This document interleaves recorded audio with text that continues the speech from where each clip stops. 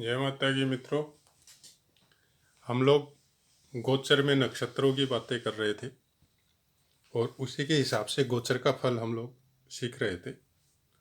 जब गोचर की बात होती है, नक्षत्रों की बात तो कर ली हम लोगों ने, तो इसी गोचर के फल में अगर हम लोग इन्हीं पाठों में अगर ग्रहों की भी बातें कर ले तो शायद ज़्यादा उचित होगा।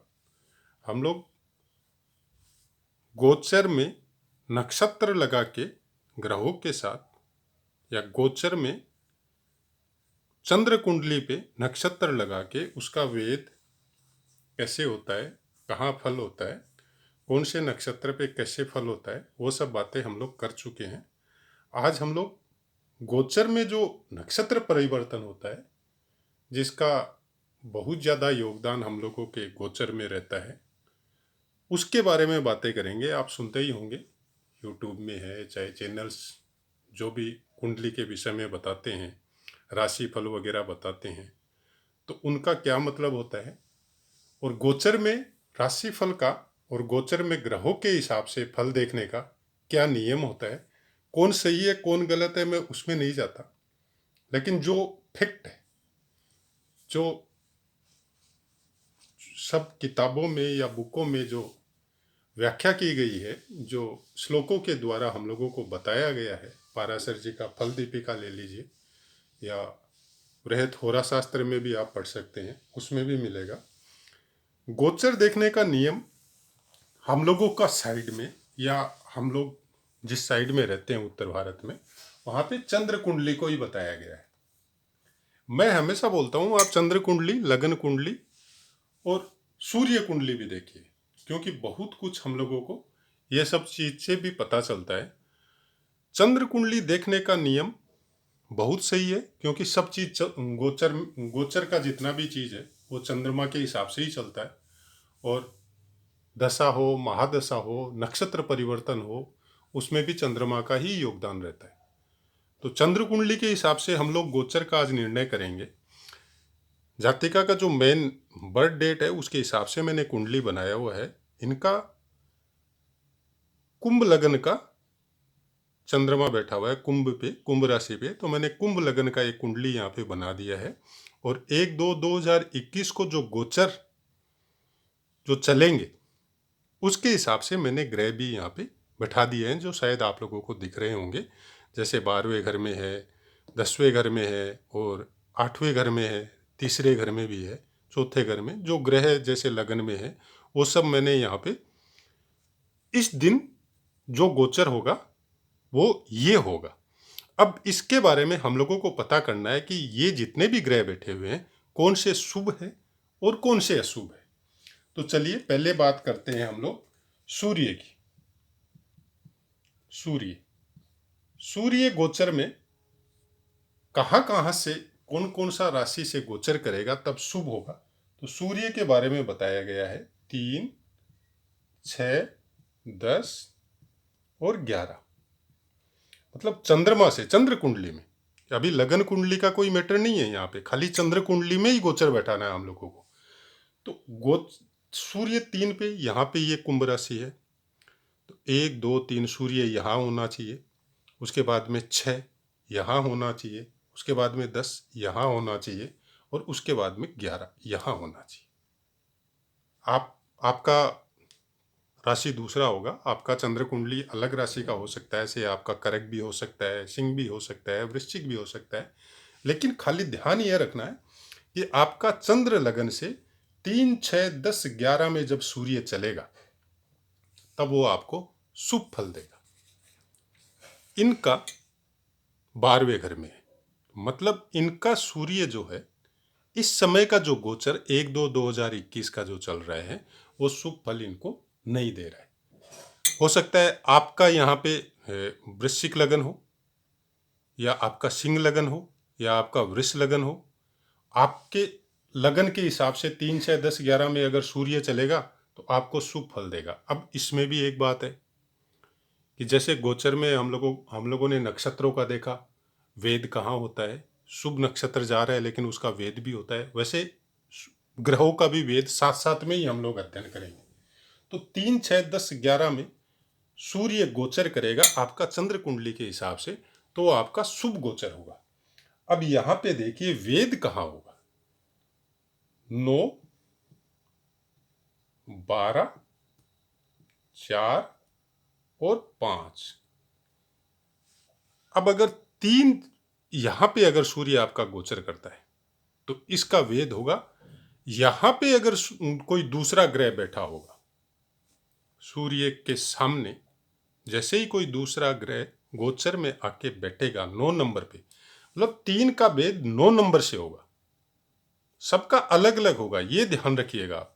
3 में यहाँ पे अगर आपका गोचर में सूर्य बैठ गया ऐसे मेष राशि में, और यहाँ पे तुला राशि पे कोई आके दूसरा ग्रह बैठ गया, आपका चंद्र कुंडली अलग लगन का हो सकता है। मैं यहाँ पे खाली कुंभ लगन के बारे में जो इस जातिका का जो गोचर है वो बता रहा हूँ, लेकिन भाव वो ही रहेंगे, स्थान वो ही रहेंगे। आपका हिसाब से अलग, राशि के हिसाब से अलग हो सकता है, ये स्थान परिवर्तन नहीं होगा। आपका कुंडली से अगर आप कर्क राशि का है तो आपका यहाँ पे आएगा सूर्य। अगर सूर्य कन्या राशि पे गोचर करेगा तो आपको शुभ होगा, लेकिन ध्यान रखने का बात है कि अगर आपका मीन राशि पे कोई ग्रह आ गया तो वो शुभ को, फल को कम कर देगा, वो कम कर देगा, अशुभ नहीं करेगा, ये ध्यान रखना है। यहां पे तुला राशि पे जैसे ही तीसरे घर में गोचर में आपका चंद्र राशि से सूर्य आया, और साथ साथ में ही 9वें घर में भी अगर कोई ग्रह आ गया तो वो उसके फल को भेद कर देगा, सूर्य को भेद कर देगा, तो उसका शुभ फल पाने में प्रॉब्लम आएगी आपको। उसके बाद में देखिए 6 नंबर, अगर यहाँ पे आपका सूर्य आता है गोचर में छठे भाव में तो आपको शुभ फल देगा। लेकिन अगर 12वें घर में कोई ग्रह आ गया, कोई भी ग्रह, इसका वो कोई जरूरी नहीं है, कोई भी ग्रह यहाँ पे आ गया तो वो आपको शुभ फल को भेद कर देगा। केवल शनि, शनि का आपको खाली ध्यान रखना है कि शनि सूर्य का वेद नहीं करता है और सूर्य शनि का वेद नहीं करते, ये पिता पुत्र है। तो अगर शनि यहाँ पे बैठता है या यहाँ पे बैठता है, से तीसरे घर में आपका सूर्य है और यहाँ पे शनि बैठता है तो वो वेद नहीं करेगा, या छठे घर में सूर्य है और 12वें घर में शनि बैठता है तो वो वेद नहीं करेगा। दूसरा कोई भी ग्रह होगा वो उसको शुभ फल को कम कर देगा, वो वेद कर देगा। यहाँ पे 10 नंबर, ये वृश्चिक राशि है। वृश्चिक राशि का आपका चतुर्थ से वेद होगा, आमने सामने आने से ये वेद हो जाएगा। तो अगर कोई नहीं है, अकेला खाली 10वें घर में सूर्य बैठा हुआ है और कोई दूसरा ग्रह शनि को छोड़ के वेद नहीं कर रहा है तो वो आपको यहाँ पे शुभ फल देगा। वैसे ही 11 नंबर यहाँ पे अगर सूर्य बैठ जाए आपका, और 5 नंबर पे अगर कोई दूसरा ग्रह बैठ जाए शनि को छोड़ के, तो वो वेद कर देगा, शुभ फल में कमी आ जाएगी। अगर नहीं बैठे तो पूर्ण शुभ फल मिलेगा आपको। मतलब गोचर में हम लोगों को खाली केवल एक चीज को देखने से हम लोगों को फल नहीं मिलेगा। जैसे मैंने नक्षत्रों की बातें भी की थी पहले, उसको भी आप जाके देखिए। गोचर देखने के बहुत से नियम है और उसके हिसाब से ही हम लोगों को प्रिडिक्शन करना पड़ेगा कि गोचर में आपका कौन सा समय आपको अच्छा फल देगा। से यहाँ पे आपका सूर्य बैठा हुआ है और यहाँ पे चंद्रमा आ गया तो वो भेद करेगा। कब तक? जब तक रहेगा। तो चंद्रमा 2 सवा 2 दिन 2.5 दिन के आसपास रहता है, उसके बाद में वो निकल जाएगा तो शुभ फल फिर चालू हो जाएगा। अगर उस समय आपका नक्षत्र भी सपोर्ट कर रहा है, शुभ ग्रह में सूर्य गोचर कर रहा है शुभ स्थानों में गोचर में, और उस समय आपका नक्षत्र भी सपोर्ट कर रहा है, तो शुभ फल बहुत बढ़ेगा। और उसके बाद में मानिए कि आपका अष्टक वर्ग भी सपोर्ट कर रहा है तो शुभ फल और बढ़ जाएगा। उसके बाद में आपका दशा के अंदर अंतर दशा भी सपोर्ट कर रहा है तो आपको 100% शुभ फल मिलेगा ही मिलेगा, उसको कोई नहीं रोक सकता। अब कौन सा शुभ फल मिलेगा ये देखने की बात आ जाएगी। आपका सूर्य है, आपका सूर्य कहाँ का मालिक है। जैसे अब मालिक आपको जब देखना है तो आपको अपना लग्न कुंडली देखना पड़ेगा। यहाँ पे दूसरे घर से संबंधित है सूर्य, दूसरे घर का मालिक है। क्या कारक तत्व है सूर्य का, कौन कौन सी चीजों के कारक है, दो चीजों का वो आपको फल देंगे। एक तो दूसरे घर से संबंधित जो भी अच्छे फल है उस समय शुभ गोचर में आपको सूर्य के द्वारा प्रदान होंगे। दूसरे कौन कौन से सामानों के, चीजों के, वस्तुओं के कारक है। जैसे आपका मस्तिष्क, आपका लगन जिसको हम लोग बोलते हैं कि सूर्य उसी का कारक है, आत्मा का कारक है, आपका विल पावर का कारक है, आपके अंदर कितना आत्मबल होगा उसका कारक है, आपके पिता का कारक है, आपके कर्म क्षेत्र का कारक है सूर्य। तो वो सब चीजों का फल उस शुभ गोचर में आपको सूर्य दे जाएगा। आपको यही समझना जरूरी है। अब अगर ये सोचिए कि दूसरे घर से आपको अपना परिवार भी है, या दूसरे घर को वैसे भी शुभ स्थानों में गिना नहीं जाता है, तो वो फल भी सूर्य के द्वारा फिर मिलेंगे। अगर ये सूर्य आपका यहाँ पे सिंह लगन होता तो आपको बहुत अच्छे फल देता, लेकिन यहाँ पे ये दूसरे घर का मालिक है, तो दूसरे घर का मालिक है तो आपको वो कुछ खास अच्छे फल शुभ गोचर में देके नहीं जाएगा, लेकिन बुरे फल भी देके नहीं जाएगा। ये भी एक बात है। अगर यहाँ पे सूर्य शुभ गोचर कर रहा है तो दूसरे घर से संबंधित शुभ फल कम देगा, तो बुरे फल भी आपको कम देगा। से आपकी वाणी में कुछ प्रॉब्लम हो सकती है, उस समय आपके धन आगमन में कुछ कमी हो सकती है, आपके परिवार में कोई कलह या झगड़ा वो हो सकता है। तो वो सब चीज़ों में कमी हो सकती है, बढ़ेगी नहीं, लेकिन वही अशुभ गोचर होगा। इन स्थानों से छोड़ के अगर दूसरी जगह सूर्य गोचर कर रहा है तो उस समय ये सब चीज़ें बढ़ सकती है। गोचर देखने का यही तरीका है, इसी हिसाब से हम लोगों को समझना पड़ेगा। और ये भी आप दिमाग में सेट कर लीजिए एक चीज़ को, एक ग्रह का गोचर से भी कोई भी कुंडली का प्रिडिक्शन नहीं होता है। आपको सूर्य का गोचर देखना है। सूर्य आपके लगन के हिसाब से आपके लिए योग कारक भी नहीं है, तो सूर्य को साइड रख लीजिए। आपके लिए कौन कौन से ग्रह योग कारक है पहले उनको देखिए। जैसे इस कुंडली में चंद्रमा योग कारक है, उसके बाद में आप देखिए कि आपका मंगल योग कारक है, उसके बाद में देखिए आपका ये भी शुक्र भी योग कारक है और गुरु भी योग कारक है। तो इनका गोचर देखिए। गोचर कुंडली जब भी देखा जाता है तो मेन डिपेंड होता है आपका गुरु, उसके बाद में शनि, फिर राहु केतु। गोचर देखने क्यों, ये तीनों चारों ग्रह बहुत दिनों तक एक ही राशि में गोचर करते हैं। हर समय शुभ फल भी नहीं मिलता इनका, हर समय इनका अशुभ फल भी नहीं मिलता। नक्षत्र भी चेंज होते रहते हैं और ग्रह भी चेंज होते रहते हैं बाकी, लेकिन ये चारों ग्रह स्थायी रहते हैं। जैसे गुरु 1 साल तक एक ही राशि में गोचर करता रहेगा, वैसे ही आपका शनि है 2.5 साल तक एक ही राशि में गोचर करेगा। राहु केतु है तो वो 1.5 साल तक एक ही राशि में गोचर करेंगे।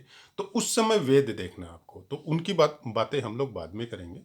अभी सूर्य का बात कर रहे हैं, तो सूर्य के हिसाब से 3, 6, 10, 11 में जैसे ही गोचर करेगा आपका, तो यह आपको शुभ फल देगा। लेकिन उन्हीं स्थानों के नीचे, मतलब 3 में गोचर कर रहा है तो 9 से, और 6 में गोचर कर रहा है तो 12 से, और 10 में गोचर कर रहा है तो 4 से, और 11 में गोचर कर रहा है तो 5 से, वो भेद हो जाएगा शनि को छोड़ के।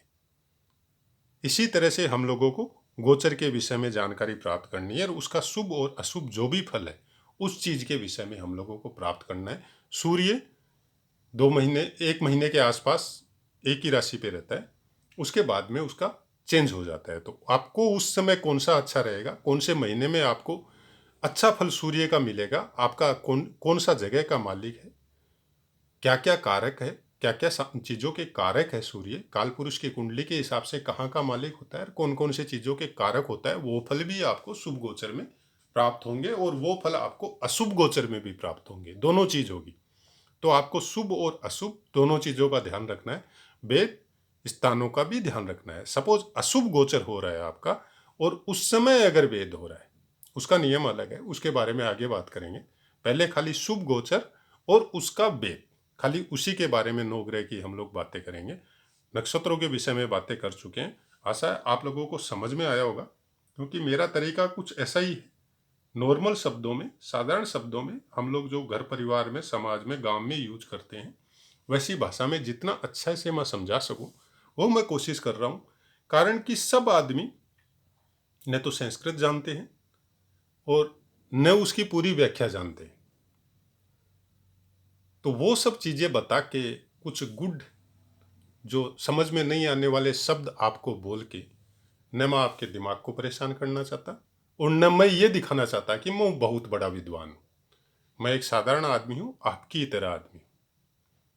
जितना बता सकता हूँ, जितना मेरे को पता है, जितना हम लोग स्टडी कर सकते हैं इस बारे में, उतना कम समय में बिना कोई लाग लपेट के, बिना कोई भूमिका के मैं बताने का कोशिश कर रहा हूँ। आप लोगों से रिक्वेस्ट इतनी है कि अपने पास कुछ बुकें अपने पास जरूर रखिए, चाहे वृहद होरा शास्त्र हो, फल दीपिका हो, सारावली हो, वृहद नक्षत्र हो, ज्योतिष हो, वो सब 3-4 बुकें जब आप अपने पास रखेंगे तो आप लोगों का अध्ययन और सुनने से थोड़ा अच्छा से हम लोगों को दिमाग में सेट होगा। जय माता की मित्रों।